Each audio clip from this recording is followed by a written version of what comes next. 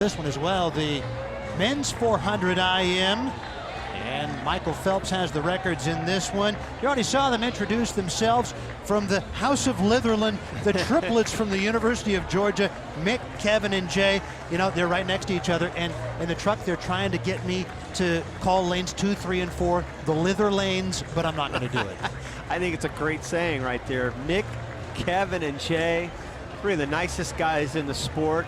I still can't tell them apart. I've been around them for a couple years now, and I still have a hard time when they all three walk in together. Obviously, Jay, probably the best of the three, an Olympian from last summer, but all three of them really solid, good swimmers, and I know Jack Barrowley loves to have them at Georgia. Yep, their head coach, Jack Barrowley at Georgia, said he could tell them apart at their recruiting dinner. In lane 1, Ricardo Vargas, 19 years old from Mexico at last year's Olympics. He was 25th in the 1500, his only event. And then Mick Litherland in lane 2 at the Olympic trials last year. He was 15th in the 200 fly, his best finish.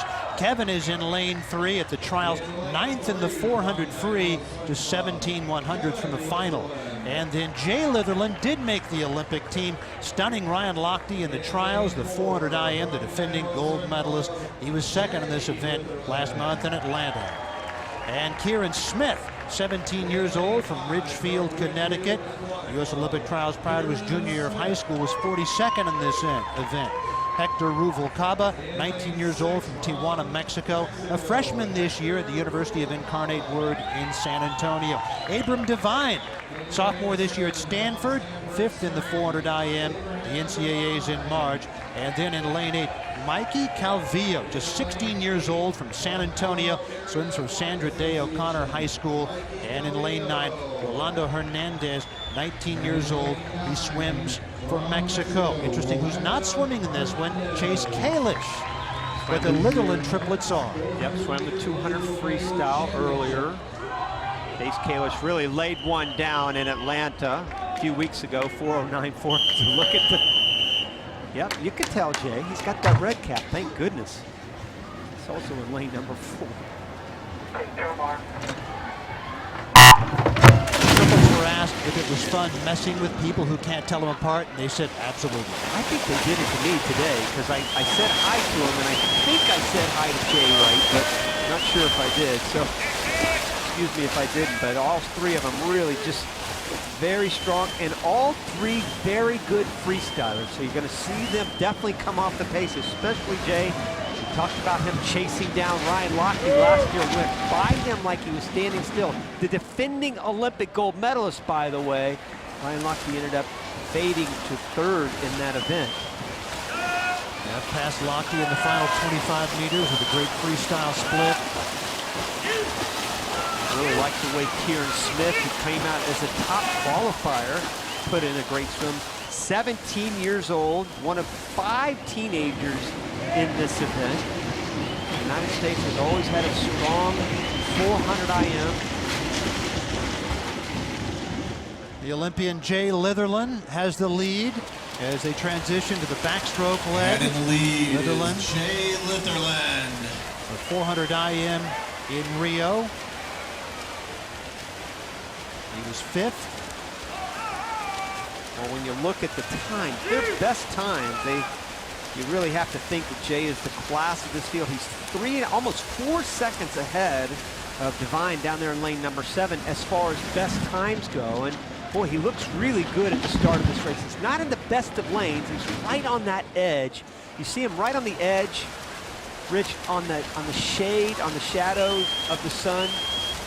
Probably has a little bit of advantage. The sun is probably snuck in behind him, so he doesn't have to worry about it too much. This race is such a force because you have to have that ability to focus throughout. There's no time where you can lose that focus.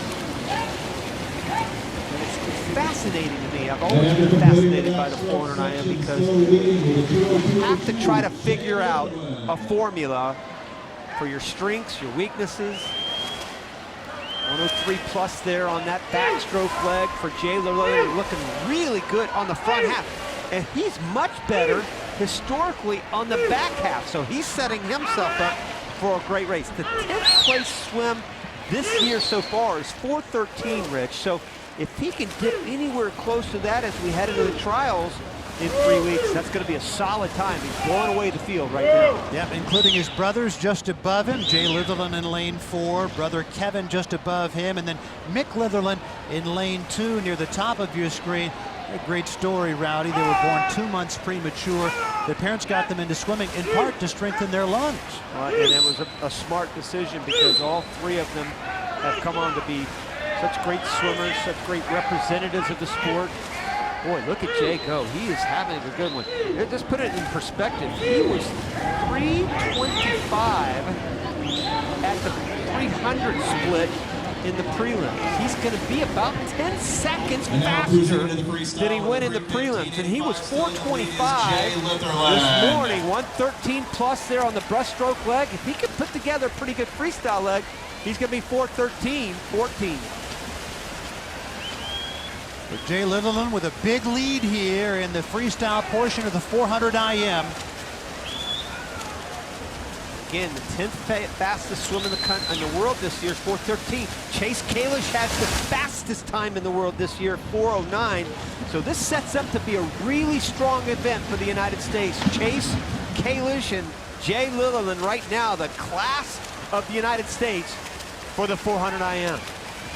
Running second right now, Abram Devine, a sophomore this year at Stanford. Down in lane 7, it's Jay Litherland churning toward the finish here. 10th fastest time in the world this year, 4:13.11. And he gets in at 4:13.79, just outside the top 10 in the world this year. Very nice at the end, 57.9 on the end. That is really stellar at the end for Jay Litherland. Wow, good swim, partner. That is exactly where he needs to be. Remember, his best time is 4:11. And you think, well, he's still 2.5 seconds away from that. Well, that's an easy drop for him when he gets to that rest and taper period and shave in 3 weeks. He's going to have a good 400 IM when we get to Indy. Here's the back to breast, Rich. Huge lead already for Jay in the red cap. No need to circle him there. Right there on the outside, still in the sun. Will be indoors in Indy, so no problem there. Flips at the halfway point and then just really motored in that breaststroke. He didn't glide too long on the breast. You can't cruise on that. Going to that freestyle turn, you got to be crisp and clean on the turns. Comes off on freestyle. You're 75% done when you get to that race. And then look at the finish there. 4:13 plus right now. 1st of June, great swim. And we're joined by Jay Litherland. Congratulations on the win. And so what's it like lining up right next to your 2 brothers right there?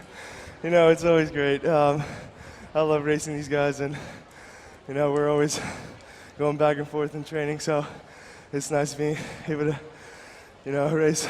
Have you had a situation where you've been next to them like that before? It's been a while. I mean, like age group and stuff, but not in this college level yet. That was fun. Right, let me ask you about the race. You have to be happy with 4:13 plus going into the trials. Yeah, as of now, I think I'm pretty happy with it. I think I wanted to be a little bit faster, but you know, I think it's a pretty good time for now. You know, I think I just need to improve a little bit like small detailed things coming up for the trials, so it'll be exciting. Okay, Jay, strong race today, and good luck at Nationals. Thank you. All right, Jay Litherland wins the 400 IM. Kevin finished 4th, by the way, and Mick 6th. Kieran Smith, the 17-year-old high school junior, finished in 3rd. So Litherland, Jay wins the 400